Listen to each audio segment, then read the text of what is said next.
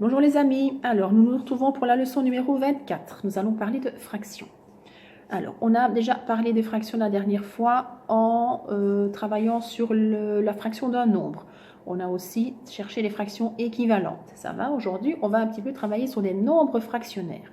Alors, on va d'abord faire un petit rappel. Dans une fraction, on a toujours un nombre au-dessus, un nombre en dessous. Le nombre du dessus s'appelle le numérateur.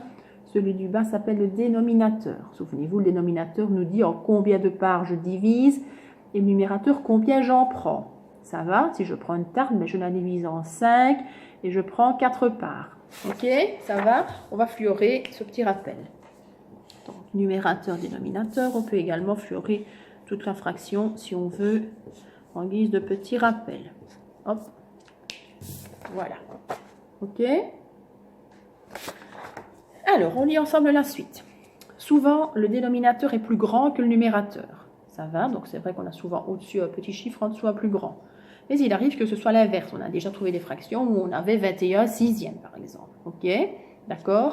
Alors, quand on a un nombre plus élevé au numérateur, on peut transformer ça en nombre fractionnaire. C'est ce qu'on va faire aujourd'hui. On va d'ailleurs fluorer ce qui est écrit en dessous. On parle alors de nombre fractionnaire. Ok, quand on a un nombre plus grand dans le numérateur. On parle alors de nombre fractionnaire. Nous allons donc transformer des fractions en nombres fractionnaires. Alors, je ne les ai pas écrites volontairement. Pourquoi? Pour que les fractions soient écrites correctement, comme ceci. En fait, à l'ordinateur, je ne sais pas bien les écrire comme ça. Je les écris un petit peu penchées. Donc, pour éviter ce genre de choses, on va les écrire ensemble. Vous les écrirez vous-même devant. Ça va? Alors, la première fraction, on va prendre par exemple 14 quarts. Vous savez tous écrire 14 quarts. D'accord? 14 quarts. Ok? On remarque bien que le numérateur, donc 14, est plus grand que le dénominateur. On va donc le transformer. Alors, pour le transformer en nombre fractionnaire, ce n'est pas difficile du tout. Ça va? C'est comme si, en réalité, j'avais coupé ma tarte en 4 et que je voudrais manger 14 morceaux. Tiens, comment c'est possible, ça? Ben, ça veut dire que j'ai plusieurs tartes. D'accord? Ça veut dire que je vais avoir plus qu'une unité. Ok? Alors, pour savoir à quel nombre fractionnaire ça correspond, je vais devoir faire un petit calcul qui n'est pas très difficile du tout. Je vais compter par 4 jusqu'à 14. Ok? 4, 8, 12, je ne peux pas aller plus loin. Sinon, j'arrive à 16, c'est trop grand. Donc, il y va, 4, 8, 12, il y va 3 fois. Ça vaut déjà 3 unités entières. Ça veut dire 3 tartes entières. Ok? J'écris donc un grand 3 sur la ligne. Et puis, en faisant 4, 8, 12, je suis arrivée à 12, mais je devais arriver à 14. Combien est-ce qu'il me reste de morceaux? De 12 à 14, il me reste 2. Ok? Et comme j'ai coupé en quart, en 4 pour faire des quarts, il nous reste 2 quarts. Donc, je vais écrire à côté du 3, je vais écrire 2 quarts. 3 unités et 2 quarts. Donc, 14 quarts, ça vaut 3 unités et 2 quarts. Ça vaut en réalité 3 tartes entières. C'est comme si j'avais acheté 3 tartes entières. Et puis, la quatrième, j'ai coupé 2 quarts. D'accord? Donc, au total, j'ai coupé 14 quarts. Donc là, dans la première, j'ai coupé 4 quarts. J'ai coupé la tarte entière. Dans la deuxième, encore 4, ce qui nous fait 8. Dans la troisième, encore 4, ce qui nous fait 12. Et puis, dans la quatrième, j'en ai coupé 2. J'en ai mangé 2, peu importe. Donc, ça me fait bien 14 quarts. Ok? Donc, je vous rappelle le petit truc. Je compte par 4 jusqu'à 14. Il y va 3 fois. Et entre 12 et 14, il me reste 2. Quand je parle en quart, j'écris quart à ma réponse. Ça va? On va faire un autre. 20 sixièmes. Écrivez un petit peu 20 sixièmes. 20 sur 6. Je compte par 6 jusqu'à 20. 6, 12, 18. Il y va 3 fois. J'écris déjà 3 unités.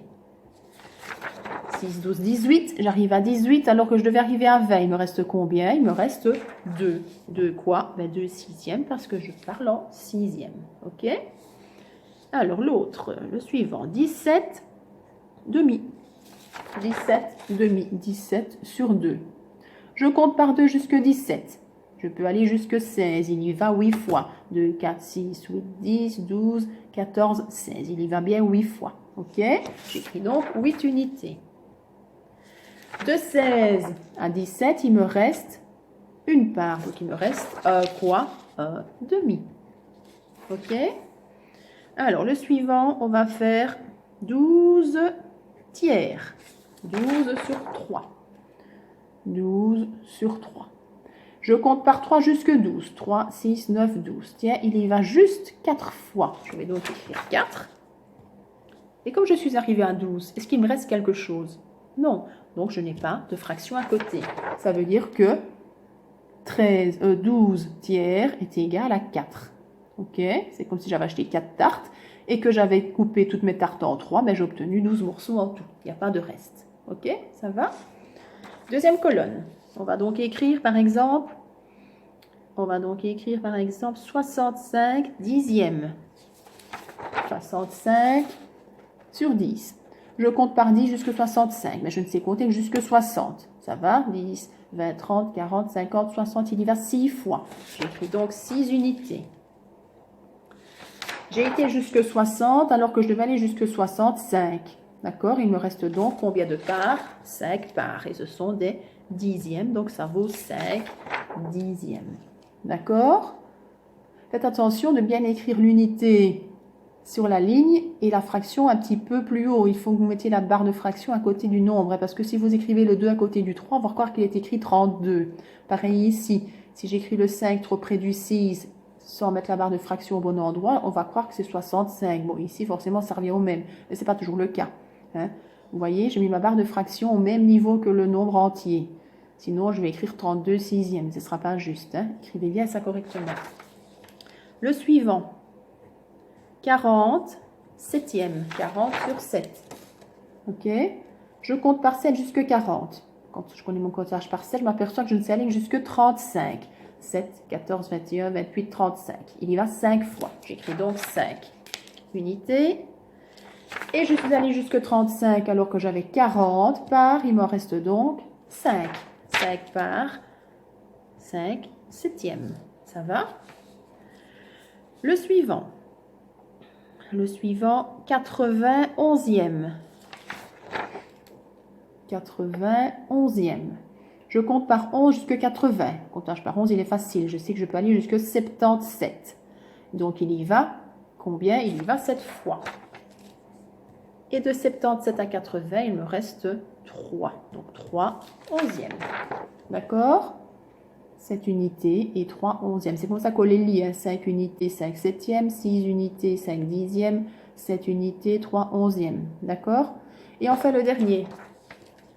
Le dernier, on va noter 61 huitièmes. 61 huitièmes. Je compte par 8 jusqu'à 61, mais je ne sais compter que jusqu'à 56. D'accord? Il y va 7 fois. J'écris donc 7 unités. De 56 à 61, il me reste 5. 5 parts. Comme c'est des huitièmes, ça fait 5 huitièmes. Ok? Donc, je compte par 8 jusqu'à 61. Je ne peux aller que jusqu'à 56. Il y va donc 7 fois. J'écris 7. De 56 à 61, il me reste 5. C'est pour ça que j'ai écrit 5 huitièmes parce que je parle en huitièmes. Ça va? Donc, ici, on a transformé une fraction en nombre fractionnaire. Je ne peux transformer des fractions en nombre fractionnaire que quand le numérateur est plus grand que le dénominateur. C'est le cas de toutes les fractions qui sont ici. Ça va? On va maintenant faire l'exercice inverse. On part d'un nombre fractionnaire et on le retransforme en fraction. Ce n'est pas plus difficile, vous allez voir. Si je prends par exemple 4 unités de sixième. On l'écrit correctement, n'oubliez pas, le 4 à hauteur de la barre de fraction. 4 unités de sixième. Je vais faire l'opération inverse. Je vais faire 4 fois 6, tout à l'heure on divisait. Hein? Je fais 4 fois 6, ça fait 24. Plus encore 2, ça fait 26. Et comme je parle en sixième, mais ça fait 26 sixième. D'accord? Je répète. Je fais 4 fois 6. Si vous avez envie de prendre de la couleur et de faire une petite flèche et de mettre fois ici, vous pouvez. Hein? 4 fois 6 égale 24. Plus 2 égale 26. Ça fait 26. Et c'est des sixièmes, puisque j'avais des sixièmes au départ. Le suivant. 7 unités, 1 tiers. 7 unités, 1 tiers. 7 fois 3, 21. Plus 1, 22. 22 tiers. D'accord? Puisqu'on parle en tiers. Je passe au troisième. 5 unités, 1 cinquième. 5 unités, 1 cinquième. Donc, je fais 5 fois 5 égale 25, plus 1 égale 26. 26 quoi? 26 cinquièmes. D'accord? Le suivant, 11 unités et 3 huitièmes. 11 unités, 3 huitièmes. Je fais 11 fois 8, 88, plus 3, 91. J'écris donc 91 huitièmes. Ça va? Et là, vous voyez qu'on obtient des fractions qui ont un numérateur plus élevé, mais ce sont des fractions quand même. Ok? Deuxième colonne, on continue. 8 unités, 4 septièmes. 8 unités, 4 septièmes. Je fais donc 8 fois 7, 56. Plus 4, 60. J'écris 60, et comme je parle en septième, ça fait 60 septièmes. 60 septièmes. Le suivant. 3 unités, 3 quarts. 3 unités, 3 quarts. 3 fois 4, 12. Plus 3, 15. Comme je parle en quarts, ça fait 15 quarts. D'accord? 15 quarts. L'avant-dernier. L'avant-dernier, je prends 9 unités, 2 neuvièmes. 9 unités, 2 neuvièmes. Je fais 9 fois 9, 81, plus 2, 83. 83 quoi? Mais 83 neuvièmes. D'accord? Et enfin le dernier, 15 unités, 4 cinquièmes. 15 unités, 4 cinquièmes. Alors, 15 fois 5, ça fait 75. Ça va. Plus 4, 79. 79 quoi? 79 cinquièmes. D'accord? Donc, 15 fois 5, 75. Plus 4, 79. 79 cinquièmes. OK? Donc ici, qu'est-ce qu'on a fait? On a transformé des fractions en fractionnaires et inversement. Ok, c'est important pour la suite également. Donc je vous laisse travailler seul parce qu'à la suite, vous avez exactement les mêmes exercices. Sauf que pour les deux premiers, j'ai refait les exercices comme on a fait la semaine dernière, un peu pour vous entraîner. Donc prendre la fraction d'un nombre, ça vous savez. Si vous ne savez plus, vous reprenez la synthèse de la leçon précédente, c'est très facile. Je cherche des fractions équivalentes, ça va? Ou je fais x2, x2, x2, ou x3, x3, x3, ou comme vous voulez. Vous pouvez aussi diviser. Dans le correctif, vous avez vu que moi j'ai mis forcément des réponses. Ce ne sera peut-être pas la même que vous parce que y a plein de possibilités. Hein? Ok, ça vous le savez. Alors, les deux derniers exercices, c'est ce qu'on vient de faire aujourd'hui. Donc, je transforme en nombre fractionnaire. Ok, et je transforme ici numéro 4 en fraction, c'est le contraire. Alors ici vous avez vu, hein, j'ai écrit les fractions avec l'ordinateur, donc elles se mettent comme ça. Si vous avez plus facile de les remettre comme on les a écrits tout à l'heure, vous les barrez, vous les remettez devant comme il faut. Hein. Ça va, à vous de voir comme vous avez le plus facile. Ça va? Ok, parce que je ne sais pas les écrire autrement malheureusement. Voilà, je vous laisse faire du bon travail et on se retrouve très vite. Alors je sais que pour certains on se retrouvera lundi à l'école, puisqu'il y en a 7 parmi vous qui seront présents. Les autres, je continuerai de toute façon à vous donner les leçons puisque ce seront les mêmes que je ferai en classe. Et donc, je vous enverrai les feuilles comme on fait d'habitude et vous continuerez à faire du bon travail, j'en suis sûre. Alors, quelle que soit la décision que vos parents ont prise de vous mettre ou de ne pas vous mettre, ils ont pris la bonne décision. Ça va? C'est très bien de venir, c'est très bien de rester à la maison. Il n'y a pas de décision meilleure qu'une autre. Hein. Je pense que chacun fait un petit peu comme il a envie et je pense que c'est une bonne chose qu'on ait le choix justement. Donc il ne faut pas leur en vouloir, il ne faut pas vous en vouloir si vous ne venez pas non plus. Voilà, tant que vous continuez à suivre les leçons, il n'y a pas de problème. Vous serez de toute façon toujours avec un petit bagage en plus pour rentrer à l'école secondaire. D'accord? Donc je vous embrasse et je vous dis à très vite.